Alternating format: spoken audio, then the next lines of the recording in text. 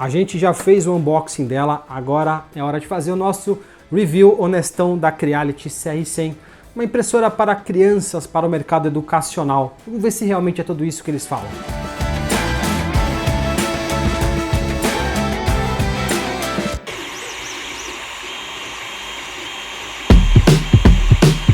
E aí, tudo bem? Eu sou Oswaldo Salzano e essa é a 3D Paint Academy. Agora é hora da gente botar a nossa chinesinha CR100 para funcionar. E eu tenho algumas percepções bem bacanas sobre ela, prós e contras. Eu bati aqui, ó. A gente fez alguns testes com ela, inclusive se você está no nosso Instagram, você acompanhou um pouquinho aí de alguns dramas que eu passei, mas tá tudo bem, eu posso dizer em geral que é uma máquina razoável. Eu vou te mostrar por quê.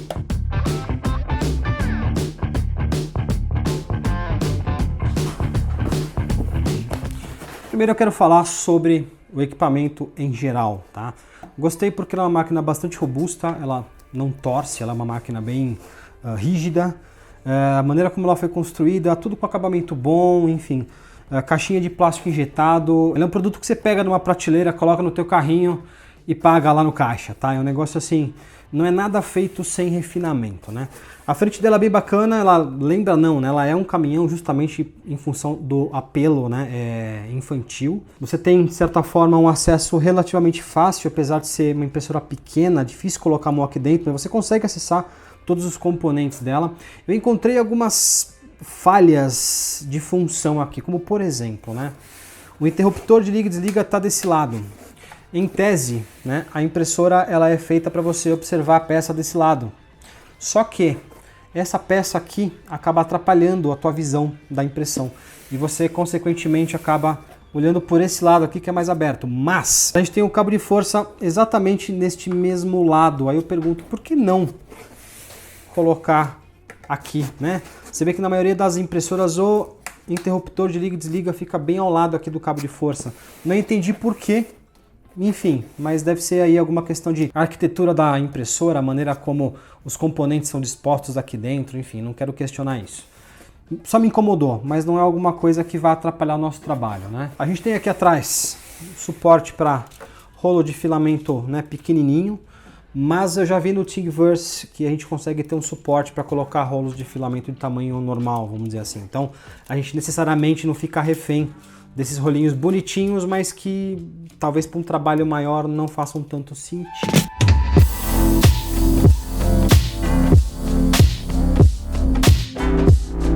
Agora vamos ligar aqui a pequenininha, né? O interruptorzinho está aqui.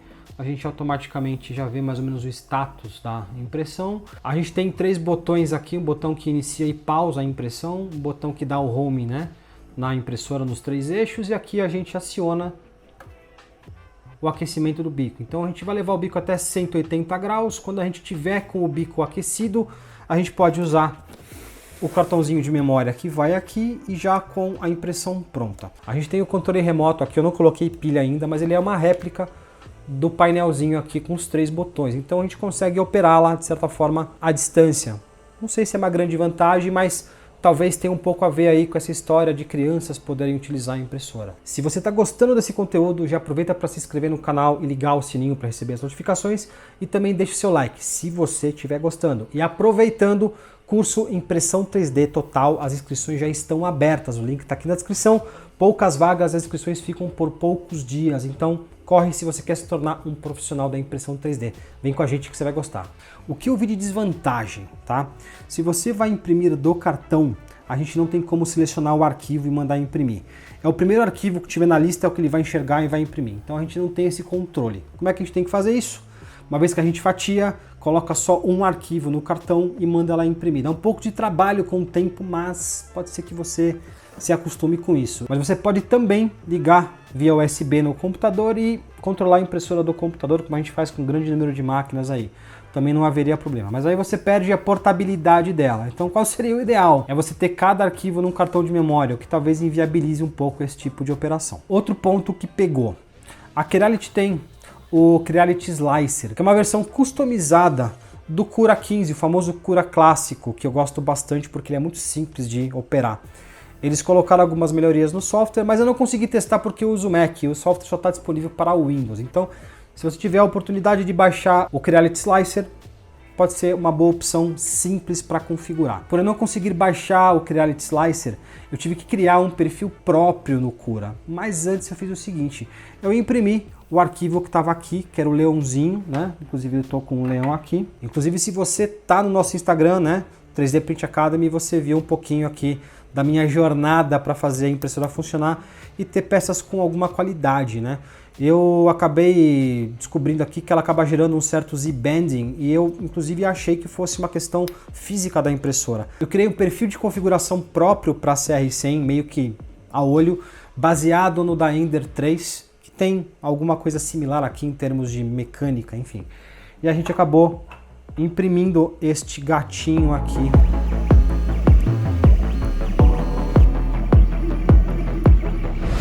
O problema persistiu, o problema continuou. O que me, de certa forma, chegou a realmente pensar que o problema era mecânico. Aí eu tive paciência, sentei no computador, ajustei um pouco mais as configurações, trabalhei com velocidade, trabalhei um pouquinho com espessura de camada, trabalhei com retração e trabalhei com temperatura. E a gente conseguiu uma peça relativamente boa para essa impressora, com um pouquinho ainda de Z-Bending só aqui no começo, mas já é uma peça bastante aceitável para você usar como resultado dela. E aí eu comecei a ter um pouquinho mais de confiança na impressora. Inclusive, eu imprimi um outro gatinho na Ender 3 e como você pode ver aí na imagem, a gente tem uma peça relativamente de boa qualidade com uma impressora desse tamanho. E a partir da minha configuração aqui, eu vou inclusive trabalhar um pouco mais com ela para disponibilizar depois para vocês nos próximos vídeos. Eu comecei a imprimir com uma certa facilidade, sem erros nas nossas peças. Outra coisa que eu gostei é da mesinha magnética, né, e flexível. E a gente imprimiu aqui com PLA sem problemas, tem que imprimir com um pouquinho de raft para ficar bem fixa na mesa, mas a gente não precisou nem da espátula que veio junto, só de você dobrar, você consegue tirar a peça com bastante facilidade. Então isso também não é um problema. Eu gostei bastante desse aspecto, que a gente tem aí impressoras maiores, eles tiveram a preocupação de colocar isso numa impressora bem compacta, bem pequenininha. A gente também tem aqui, vou desligar agora para parar o ruído, a gente tem aqui um parafuso onde a gente regula o nivelamento também. Não tive problemas com o nivelamento, pouca coisa, mexi aqui, depois da segunda, terceira impressão estava tudo ótimo também. Gostei bastante do aspecto, digamos, de brinquedo dela, né? Inclusive na escola do meu filho, eu acabei de ser convidado para fazer uma demonstração de impressão 3D e eu vou levar a impressorinha lá para a molecadinha de 3, 4 anos ver como funciona. Mas, falando em idade, não é uma impressora que você vai colocar o teu filho de 3 anos, o Paulinho não vai chegar aqui e vai sair mexendo nela. Eu acho que a partir dos 6, 7 anos é que a criança tem o discernimento para poder operar uma impressora 3D simples e de qualquer maneira sempre com a supervisão de um adulto, principalmente para gerar os arquivos. O que eu não gostei, vamos lá, a questão do cartãozinho de memória, da gente não conseguir saber qual arquivo quer imprimir, isso aqui me atrapalhou bastante. Também não gosto de uma impressora que você tenha que operar ligada na USB, eu não gosto disso, mas é gosto do freguês. Apesar de ser um acesso bastante facilitado, quem tem a mão um pouco maior vai ter dificuldade, né? Mais um ponto também que me incomodou um pouco, você não tem como subir ou descer, né, o Z. Você tem que fazer isso ou na mão, girando aqui o fuso, ou então com ela conectada no computador. Então isso também é um pouco mais complicado para quem não gosta de controlar via USB. Mas em geral é uma máquina bem bacana para o ambiente, digamos, residencial. A primeira impressora ali da criança, ou então uma impressora que pode ser usada para fins educacionais, e a Creality posiciona ela como tal. Eu ainda vou testar mais algumas impressoras da categoria, inclusive se você, fabricante, quiser um teste nosso, entre em contato, vou deixar um e-mail aqui na descrição para a gente fazer aí alguns reviews bacanas e sempre honestos dela, tá? E esse aqui, como eu já disse, é o segundo vídeo de uma série aí, de talvez uns 3, 4 vídeos, né? A gente fez o unboxing no primeiro, link tá na descrição.